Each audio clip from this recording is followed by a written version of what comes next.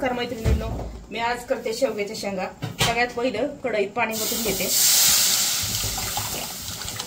आता हे शेंगा मी असे तुकडे करून घेतलेत, सोलून घेतलेत व्यवस्थित। आता त्या पहिल्या उकडून घेते।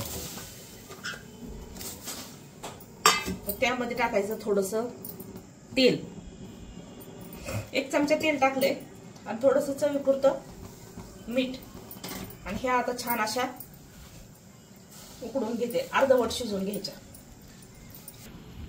आता त्यासाठी शेवग्या शेंगासाठी मी घेतलंय खोबरं थोडं लसूण, 1 चमचा तीळ, 1 चमचा खसखस, थोडी कोथिंबीर, 1 भाजलेला कांदा, डाळ आणि आलं।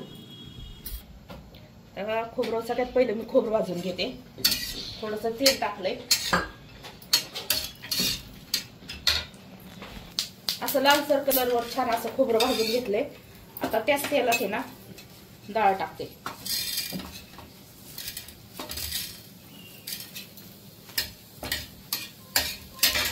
आणि त्याच तेलात आहे ना ही खसखस आणि आवळी टाकून घ्यायची।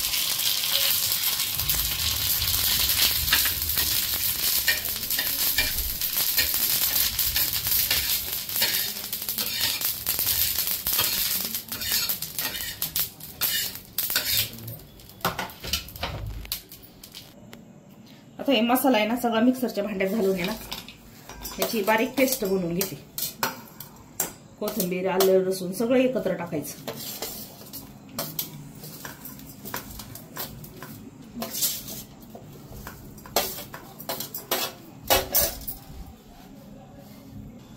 आता याचा मसाला मी असा बारीक करून घेतलाय मिक्सर मध्ये।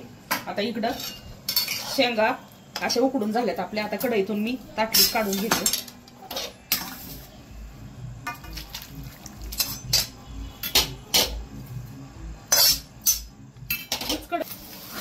आता याच्यात आहे ना मी 2 मोठे चमचे तेल घालते।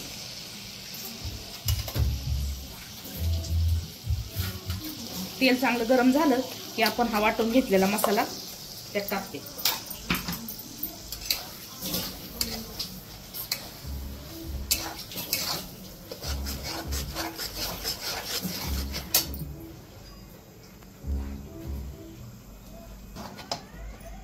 मसाल्याला तेल सुटेपर्यंत मसाला चांगला छान असा परतून घ्यायचा।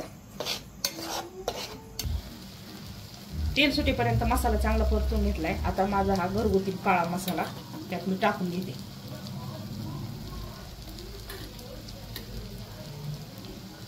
दोन चमचे मसाला,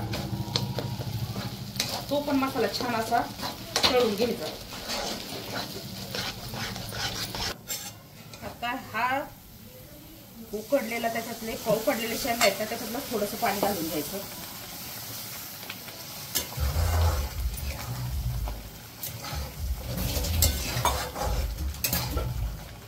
थोडं 2 मिनिटं शिजू दे। असं मस्त तेल सुटलंय त्या मसाल्याला। त्याच्यात मी आता भरपूर अशी कोथिंबीर टाकून घेते।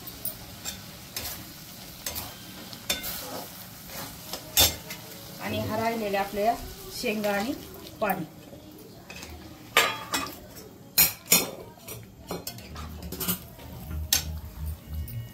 मिक्सरच्या भांड्याला लागलेला हा मसाला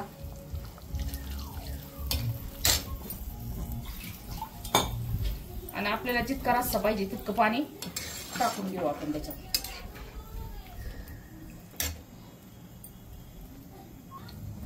मी चवीपुरतं मीठ टाकते। पहिल्यांदा पण उकडताना टाकलं होतं मी, माझ्या चवीने टाकते, तुम्ही तुमच्या चवीपुरतं टाका।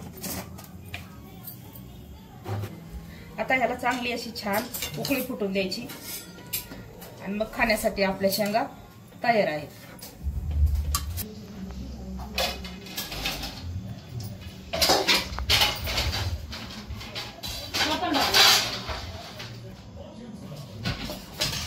बघा आपल्या शेंगा अशा मस्त छान उकळल्यात, मस्त छान अशी तरी आली त्याला।